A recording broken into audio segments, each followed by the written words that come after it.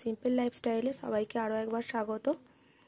আজ রাতে ডিনারে বানাচ্ছি পনির, মানে নিরামিষ পনির। আমি এখানে নিয়ে নিয়েছি ক্যাপসিকাম কুচি, পনিরকে ছোট ছোট করে কুচিয়ে নিয়েছি, অল্প করেই করব।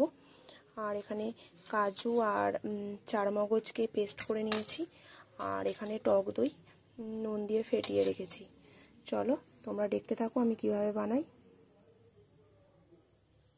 সাদা তেল গরম করা হয়ে গেছে, এবার আমি টুকরো করে কেটে রাখা পনিরগুলো দিয়ে দেবো আস্তে আস্তে।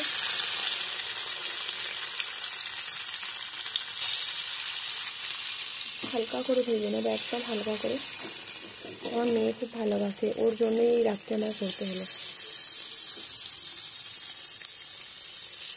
আর রুটির সঙ্গে নিরামিষ পনির তো খুব ভালো লাগবে, খুব সুন্দর লাগবে।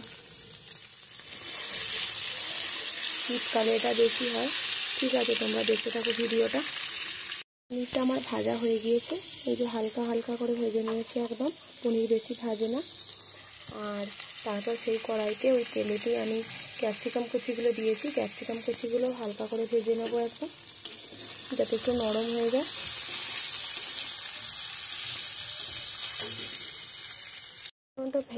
ভাজা হয়ে গেছে, তারপরে আমি আর তুলে রাখিনি, ওতে আমি ফেটানো টক দই আর কাজু চারমগজ বাটা দিয়ে দিয়েছি। আর এই রান্নাটা একটু মিষ্টি মিষ্টি লাগবে খেতে, তাই আমি দিয়ে দিলাম 1 চামচ চিনি দিয়ে দিলাম। আর সামান্য নুন দিলাম, কারণ আমি নুন আগে দিয়েছি ক্যাপসিকামটা ভাজার সময়, যাতে নরম হয়ে যায়। কেউ কেউ তুলে রেখে দেয় ক্যাপসিকাম ভেজে, আমি আর তুলে রাখিনি, আমি ওকে একবারে দিয়ে দিয়েছি। আর গ্রেভিটা একটু ফুটে গেলে সামান্য একটু গরম জল দেব, পনিরটা দিয়ে একটু ফুটিয়ে নেব।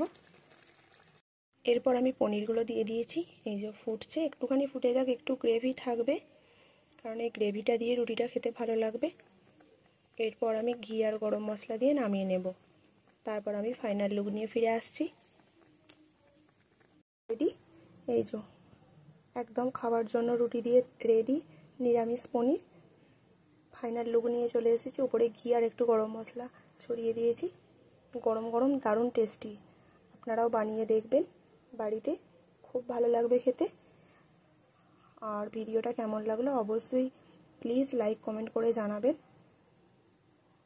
ভালো থাকবেন, আবার পরে কোনো একটা রেসিপি নিয়ে ফিরে আসবো।